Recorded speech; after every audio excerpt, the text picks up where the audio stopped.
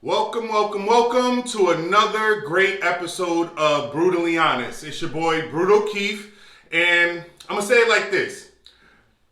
Y'all might know me as Keith Coney, and I'm going to stay true to the flyer, but I swear, by the time this is all done, I'm only going to be remembered as Brutal Keith, period. Now, that being said, for those of you that have seen the movie Scarface, and may know what I'm talking about, I want y'all to hit the 3. If you saw the movie Scarface, hit the button 3. And I'll also go ahead and might as well say, if you're watching this on live, press 1. If you're watching it on replay, press 2. We appreciate those as well. But like I said, if you guys have seen the movie Scarface, press 3. I would love to see who's on board with me as I talk about this. And if you haven't seen it, don't worry about it. I got a couple other analogies that I'll be able to throw out there. Hopefully you'll still be able to relate.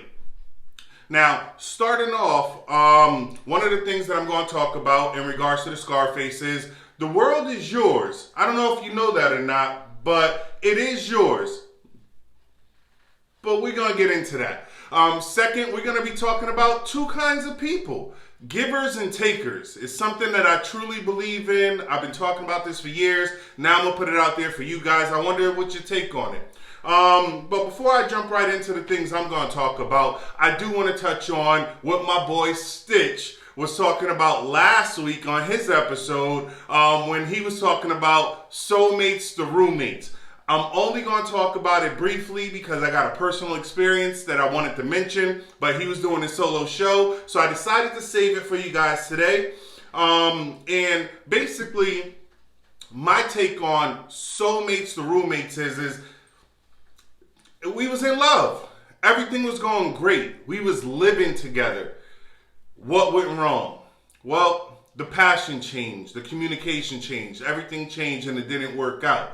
But before it was over, we was living in the same household and not even talking to each other. Sleeping in the same bed on different sides. Not even having no type of intimacy.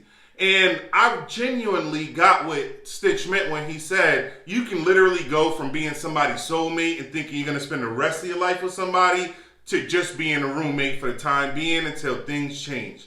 Because I personally went through it. So I think that was a really great topic. Those of you that have lived through it, let's not tell nobody else. Those of you that haven't lived through it, lucky enough, hopefully you never have to go through something like that. But just in general, when things in a relationship just aren't going right, even if you live with a person, at some point you have to get out of that situation. Living in a household with somebody that you're no longer intimate with can be a real challenge and a real struggle. And it can really beat a person down if you're the person that was still wanted the relationship or still trying to fight for it, but the other person has already given up. But that's just my take on it. That was my point of view that I wanted to say last week when Stitch was talking. He also brought up something about it being okay to be selfish. And I definitely agree with that. I think one of the most unselfish things we can do for other people is by being selfish for ourselves. And what I mean by that, and I know Stitch had his show last week, and I'm just touching on a few things because I wasn't there, but I want to give my opinion on them. My thing about that is this. If you don't take care of you, if you don't make sure you're getting everything that you want, and I mean selfishly, getting everything that you want out of a situation or a relationship, why are you in it? And two, if you are that bold about what you want, to the point to where it's just known, one, laws of attraction are going to bring what you want, but more importantly, you're going to get a lot more of what you want and a lot less of what you don't. Or at least you're going to find out the things that you don't if you have an open mind and trying different things.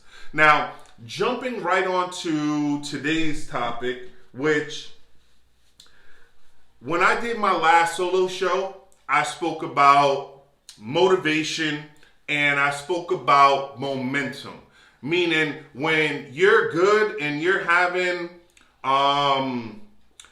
when when you're having things go good for you and you have things that are sort of on a roll, like they just keep working out, things are just going, looking back can stop that momentum right in its tracks and can mess up the whole process. Not jumping back into that subject, but just getting deeper into it and why the movie Scarface is, if not my favorite movie of all time, one of my top three. Definitely top three movies of all time that I've ever watched. And I mean, a lot of people may have seen that movie and have said, okay, I love the gangsta-ish. I love the shooting. I love the drugs. I love the story behind it. Like, I love how he came over with nothing and made it into, I mean, even being a hustler, don't get me wrong, I'm not saying hustler is being something that's glorified, but, just the story of it. For me personally, one of the things that stuck out to me and the reason why I started this show off with "The World Is Yours" is because that really became the mentality of Tony Montana in that movie. And what I mean by that is this. We all live in this world. It's not just mine. We all are on it. It's over 8 billion people on the planet. So it's not just mine. But if I looked at the world and I looked at my life and if I treated it as this is mine, everything is for the taking. Nothing is left to be left on the table. Nothing is left there. Everything is for the taking. If I just go get it. If I put my mind to it. If I focused enough. Everything is for the taking. And that stuck out to me because I really believe in that. I really believe that in this world, there are sayings like, life is what you make it. The world is yours. And plenty of others. But just to dwell on those, right? If life is what you make it, why do people struggle? Why do people go through hardships? Why do people go through bad times or the negative things that happen in life if everything is for the taking? And the only thing that really resonated with me is a lot of times ignorance. People just don't know that they can go out there and get it. A lot of times people think that they have to wait for somebody to give it to them. And this movie, even though I watched it at a young age, and I'm not going to say how young or old, I'm not telling my age, I'm still in my 20s. Even though when I watched this movie for the first time, that resonated with me. Have I lived like that? No. And that's something that I'll always look back at. Just want to shout out a couple people. Love Bella, I see you on there. Brandy, thank you for always supporting. You're always on. Jaylene, thank you as well. Let's see who else we got on here. And so, anyways, everybody else that is watching, thanks as well. But getting back to the topic, one of the reasons why I loved the movie and I loved it was because of the storyline and how this man literally, the movie starts off with him coming to our country. So he wasn't born here. It's not like he had a silver spoon. It wasn't like things were already given to him. No, he came here as a grown man. And he didn't choose the route of becoming a lawyer, a doctor, or getting a degree in something and making himself something. No. The moral of the story and the whole purpose of the Tony Montana was sort of in reference to Al Capone and how he took everything that he wanted for himself, everything that he thought he deserved, whether people thought he should have it or not. He took it. And he made something of himself. Now, in the movie Scarface, Tony Montana was a hustler. He was a drug dealer. He was somebody that we wouldn't glorify. But the message and what he did in that movie still resonates with me to this day. And that's going from nothing and making something of yourself. seeing that there's more to you than what society may have placed on you. Seeing that there's more to you than what your family or the people that are closest to you may think of you. Sometimes the hardest thing to do is to go after your passion when everybody else is telling you not to, or you can't do it. Now, one of the things I'm going to say about this is never looking back. And that part of this topic resonates with my last topic of the momentum. The one thing Tony didn't do once he came from Cuba and landed in the States was talk about how life was in Cuba. He didn't do that. Why? Because he's somewhere else. He's starting a life anew. He's trying to figure out things now. Second, once he got involved with the people he got involved with to make money and become something, he always kept his focus on moving forward and becoming the number one person, not being the number two person or the number three person.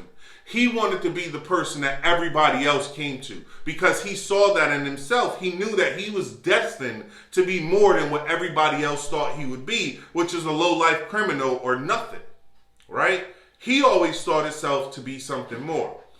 The other thing that Tony did in this movie, and I think this is where we all dropped the ball, is he had his eyes on the prize.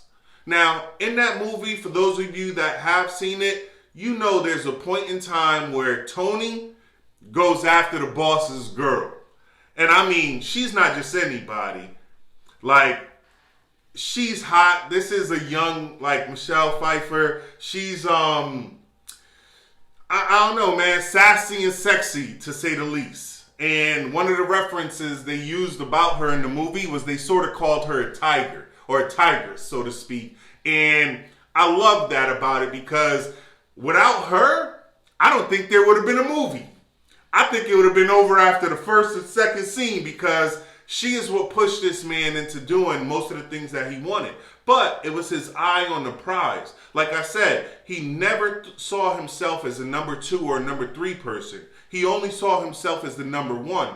And he knew that by being the number one would get him everything that he wanted in life, which at the time was this woman. Now, when I bring up family, right, and I'm talking about this movie, a lot of times when we say family, we think of support, people that are there for us. And I'm not saying that we don't get that some of the times. But in this movie, and one of the things that I love about it is his family in this movie never supported him. They didn't want him to be a hustler. They didn't want him to be this kingpin, this guy that was killing people and selling drugs. No, but they did take the money. The moms never really wanted it, but the daughter always took it. She always took care of it. His sister always took it, and she always made sure everything was okay. And he made sure to take care of them. But the one thing about it is when when his mom told him to stop doing what he was doing, do y'all think he stopped? Do y'all think for 1 second his mom, the woman that raised him, that showed him what love is, that what he's supposed to be in life, and things like that, the nurturing of a mother, do you think she would have been able to stop a man that's had a vision for himself? Not even his moms could stop him. And I know for a lot of people out there, your moms tell you, man, you can't do that. I never seen you being able to do something like that. Will stop you dead in your tracks. But that didn't stop Tony. That kept him going and motivated him even more. And the reason being is because, again, money was the motivation. And this is after he had the girl. At this point, he had the girl. Now all he wanted was the most money to take care of the people he loved, regardless of if his mom didn't want it or not. But he kept doing it and he kept showing and proving to everybody that he could do this and be successful at it. His own sister was another one, semi-supporter, but she had her own life. She's doing her own thing. That never stopped him. His friends. And this topic to me, I think, hits a little bit more home. And the reason being is because I've had friends that I felt that were really close to me, that I felt like were my day one, so to speak. And even your friends sometimes don't see your vision or don't think that you can be as successful or as big as you see yourself. And I'm not saying that they're trying to hold you down. I'm just saying that sometimes the people you think are going to be your biggest supporters aren't. Sometimes those are the ones that are going to tell you, no, you can't do it. My thing is this. It's got to take you to go up against those forces. It's got to take you to go up against those hurdles and understand whatever your passion is, that no matter what, family, friends, enemies, nothing is going to ever stop you from getting to it. Whether that's getting the girl or whether that's getting the money so you can get the girl. Right, fellas? I mean, that's what we do anyways.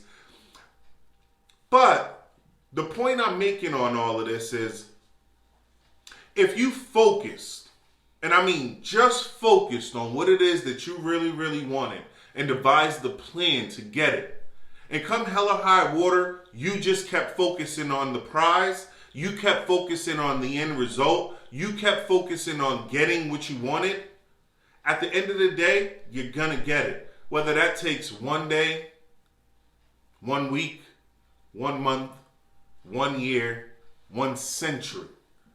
Who knows? A decade, whatever it may take.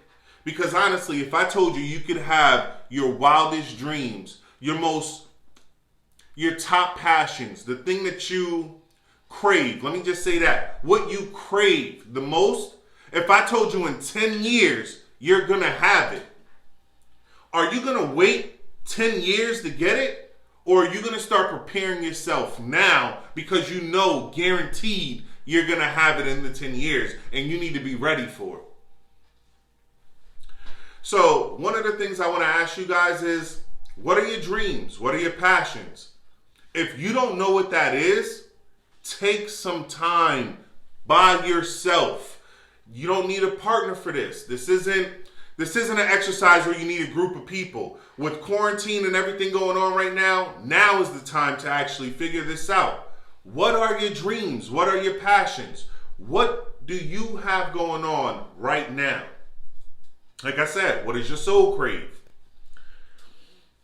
And then, after you figured that out, the only question I want you to ask yourself after you figured out what that is, your dreams and passions are, is what's holding you back? And then go from there.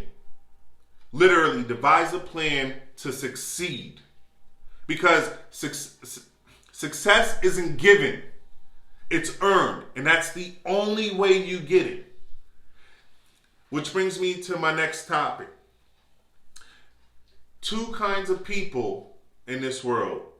Givers and takers. But before I dive into that, let me check over in the comments to see what's going on. What's up, Love Bella? I see you. I see you commenting. Let me get through some of these, see what's going on. Again, guys, if you saw the movie Scarface, press 3. I haven't seen any 3s. It makes me feel like nobody watches that movie anymore. If you haven't, it's a great movie. Pull it up on Netflix. Actually, I'm not sure if it's on Netflix, but definitely check it out if you haven't watched it. Love Bella. Life is what you make it. There's always 2 or 3 ways to think of things. Definitely agree. Not going to take away from that. I just agree with that 100%. It's always more than one way of doing things. Yes, Brandy, my 20s.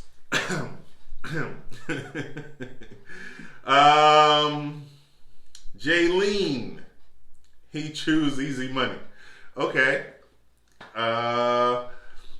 Easy money in the sense of selling drugs. I mean, I don't know if you've ever sold drugs before, but that's not necessarily easy money. It is fast money, but I wouldn't necessarily say easy. I mean, you got to check over your shoulders, cops, people trying to rob you or kill you. I mean, if you haven't seen Scarface, definitely watch it. He went through a few trials and tribulations. It wasn't just the easy way of getting to his rise to the top. So it was definitely a lot involved. I mean, he almost lost his life, but he kept his eye on the prize and kept going. Love Bella. Realistic meaning you still recognize your feelings despite how much you continue to be optimistic. Okay. When you break yourself out of the barrier that those unsupportable people put you in, you experience friendships and bonds that are extremely different. I definitely would agree with that. They're more genuine. When you're a little bit more selfish and going after what you want, the people around you are only going to be around you because they agree with what you want with your life, and you're going to have a lot more people that are more genuine around you. Press 1 if you're watching live, 2 if you're watching on replay, again 3 if if you saw the movie Scarface. Now, the other example before jumping into two kinds of people I just want to bring up, telling the story of Scarface is sort of like the story of 50 Cent and the means of get rich or die trying. And just what I mean by that is go after what you want, what you have passion for, as if you don't get it, you're going to die. And if you looked at it that way, I guarantee you at some point you will get it and be successful in whatever it is you're looking for. Now, two type of people in this world, givers and takers. Now, obviously, it's a lot of other type of people in this world if we're going to categorize, but I want to dive specifically into this section. And what I mean by that is givers, right? First and foremost, givers are the people that are always giving. I mean, they're always in a position to give. Every time you need something, you know that one person you can go to get it because they always have it. Whether it's money, whether it's food, whether it's support, whether it's an ear to listen to, whatever it may be. Givers are always in a position to give. That's just the fact. Takers, on the other hand, are never in the position to give. And what I mean by that is takers never have it. And what I mean is I can have $100 in my pocket right now. If I'm a taker and you ask me for 10, I'm broke.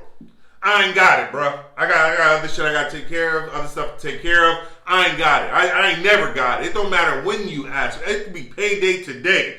I cash my check. You caught me at the bank. I ain't got it, bro. That's the way takers view life.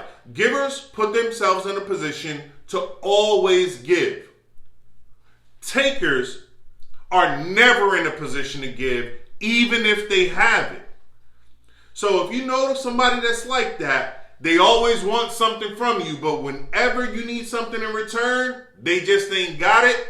I would definitely say that's a taker, and that's the way they view life. They're never going to be that other person that you think they might be. You're never going to get that generosity back in return.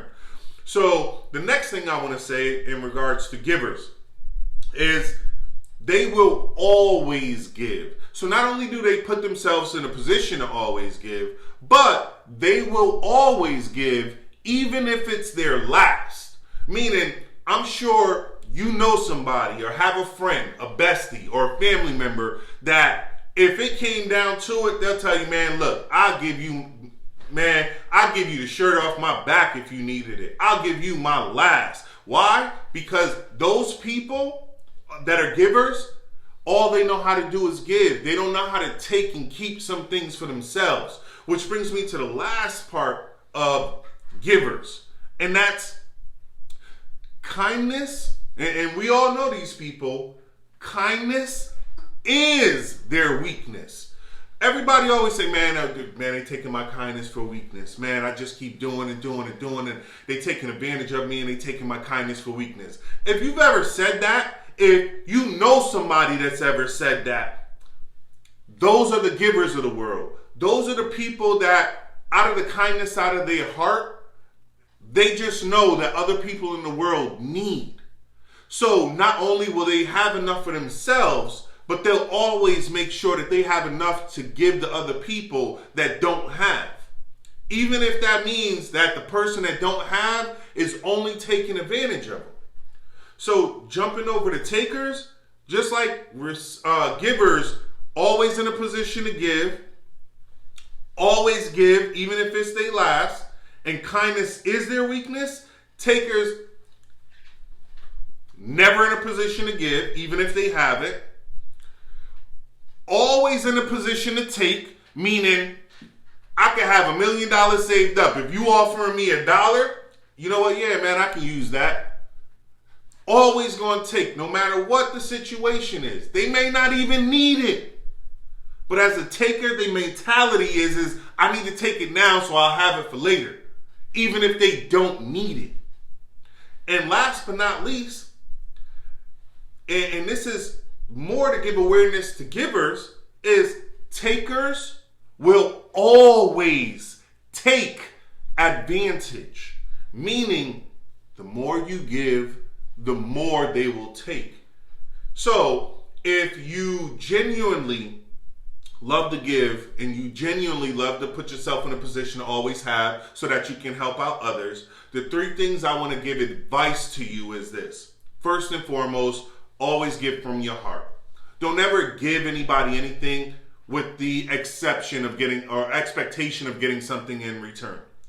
First and foremost, never give with the hopes of getting. Always do it from the heart. That's the best place to do it from. Second, only give if you can. That I'll give the person a last. I'll give the person a shirt off my back. It makes you look little.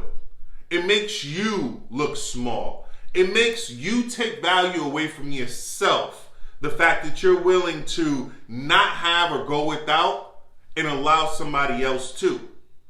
Meaning, if you're a giver, always make sure you take care of yourself. You give yourself first so that you have the abundance so that you can continue to give to others. And last but not least, this one was always taught to me. So I'm going to say this. If you're a giver, don't ever give somebody a fish. Don't ever give somebody just whatever they ask for.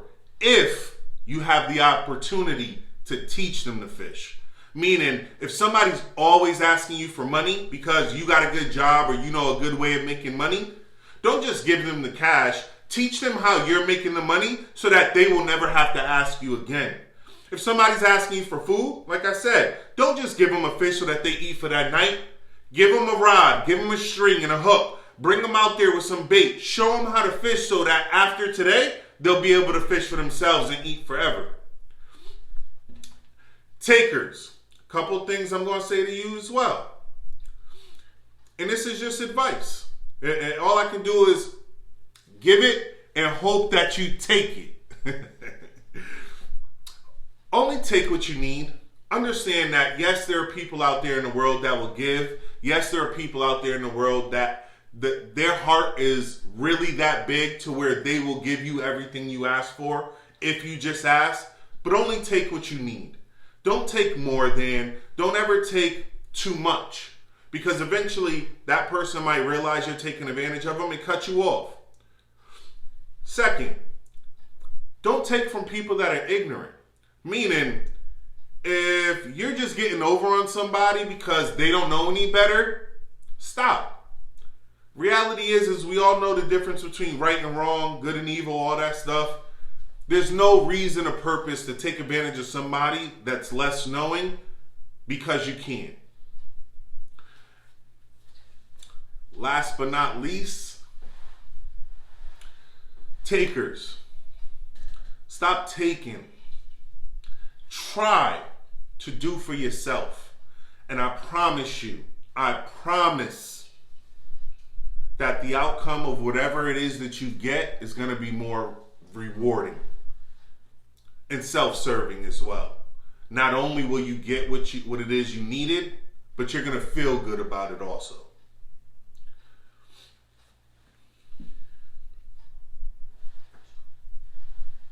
Again, if you're watching this live, press 1. If you're watching this on replay, press 2. I know I've just been sort of talking, so I want to jump back in over to the comments. Brandy, it also depends on who you're dealing with. If my mom needs something, I will always give. And I 100% agree with that, Brandy. You know, she brought you into this world, brought you up. The least you can do is whenever she needs something, give it to her, 100%. But if that means you got to give your mom your last dollar or your last plate or your last whatever, just know that by giving her whatever it is that you're giving her, and I know it's your mom, I'm just speaking in general, but just know that whenever you give that person your last, now you're going to go without. They got it now, you're the one without. And if you can stomach that, then by all means, more power to you. I'm not saying stop giving. I think those are the most true-hearted and kind-hearted people on the planet, is people that have that mentality. I'm just saying, don't be taken advantage of. Even if it's moms. Brutally honest, Stitch. On the brutally honest, love, I'm sure, but we need physical as well. True. Love Bella said, kindness can be someone's strength if that giver doesn't stress or dwell in a situation going south. That's true, but think about it like this in this regards. If you're a giver and all you have is your money to pay your mortgage, and your brother or sister or your best friend comes up to you and they really just need $100. Times is stressful right now, quarantine, all of this. They're going to go to their hairdresser house because they can't go to the shop, but she asking for extra money. So she just needs $100 from you so that she can go get her hair done. I'm not going to stress about her getting her hair done. Hell, I wouldn't even stress over the $100 because I know I can make it back like that. But am I not going to pay my rent or my mortgage because my best friend wants to get her hair done? I'm just saying, be mindful of, if you are a giver and that's your mentality you have, that people aren't just taking advantage of that. And like I said, if you are a giver and you've ever said out loud, they're just taking my kindness for weakness, one of the things you have to do is take that back. And the way you do that is stop giving to those people that are taking advantage of you. It's one of the hardest things to tell a giver to do is stop giving, just like telling a taker to stop taking. But I'm sitting here in front of you guys telling you this because at the end of the day, we're all here to make our lives better for each other. I mean, it's not just me on this planet. And like I started by saying, the world is mine, or the world is yours. But I don't want to live in it alone. I know it's other people that are in this planet that can help me, or I can help. And I want to be able to give as much as I can by taking in the lessons I can learn, so that the people that don't know, I can share with. So I take a lot too, so that I can be a giver. And that's why I'm saying I'm not telling anybody to stop taking or stop giving, because it's all in our nature. But at the end of the day, if you know what you're doing it for, just understand, karma is, I believe in karma. I think it's a real thing. And I do feel like takers that are putting themselves in a position to take from people that were kind-hearted or that was just giving and they took advantage of, I think the reason why takers are still in the hole and they'll never get out of it is because of that reason. And one of the factors of doing for yourself and making your life better is putting yourself in the position to do for others, not putting yourself in a position to take from others because they've already been successful. Learn a lesson. Learn how they did it. Like I said, don't just take the fish, learn the fish so that you can do it for yourself going forward. Narrowing this down, closing it out basically, recapping everything. Started talking about Scarface and never looking back. Understand that the world is yours, but only if you're willing to go get it. And for takers, only if you're willing to take it. Nobody's going to hand you anything in life as far as success. That's something you got to do for yourself. Second, don't lose focus. The moment you do, understand, you can lose everything. And last but not least, two kinds of people in this world: givers and takers. Those that give, those that take.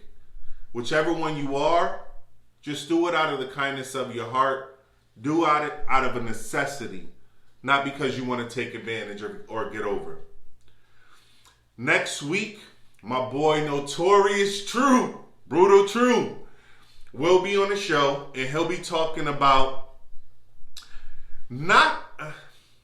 I'm not the responsibility or it's not my responsibility for your happiness or to heal you to get to your happiness. My take on that is it depends on my interest.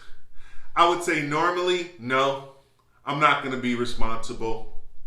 But if I'm interested in you, if I see potential in you, if I understand that you just got out of something and I'm willing to work with that, I feel like I can make it my responsibility by taking away all those things that made you sad or all the past experiences that have gotten you to where you are. Now, I'm not saying I am the happiness.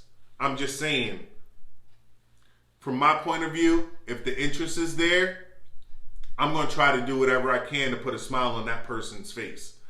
So I would make it my responsibility if I have the interest. If I don't, they're going to figure it out by watching one of my lives. Y'all already know it's your boy Brutal Keith, and this has been another great episode of Brutally Honest. Thank you all for tuning in. I'm definitely going to jump on Facebook to get into the comments because I see it's a lot of stuff out there I want to get back to. Hold up, Keith. What's baggage? What's baggage, Keith? Yeah, Stitch putting me on the spot. Come out here. Well, hey, at least he ain't telling me to rap or spit a verse like I always throw him under the bus at the last minute, right? Yo, great job, Keith. I'm extremely proud of you. Everybody who's proud of Keith, press them sevens, lucky sevens. I want to see them sevens. Appreciate Keith, that. Before you end your show, bro, what you got to say real quick? I was just going to say, for those of you that couldn't hear, Stitch just asked me from the background. He's still in production. Woo! For those of you that don't think he here, he's still in production. He's behind the cameras. But he wanted me to touch on what is baggage. And to simplify it, I mean, I can get deep, but to simplify it, I'm just going to say, to me, I feel like baggage is this. Anything you're holding on to from your past that you're bringing with you into your future. And the reason I say that is because if you left it in your past and you're not bringing it with you, then it's nothing. It's not even luggage.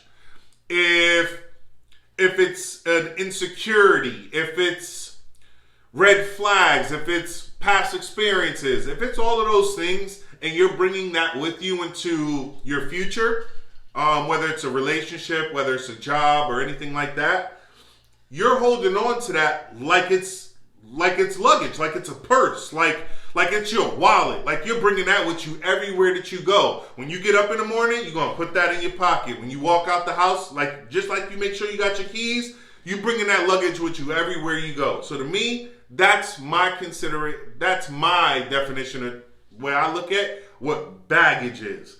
And I'm pretty sure we'll touch on that when Stitch go back live next month.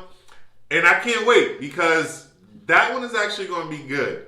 Stitch was actually talking to me about that before the show today. And I think his take on it is going to open up your minds to looking at things a little bit differently when we consider what is baggage. But like I said, man, I definitely appreciate all you guys tuning in. From yours truly, Brutal Keith. Have a wonderful day, man. And we didn't even talk about the corona. Except for now. Except for now.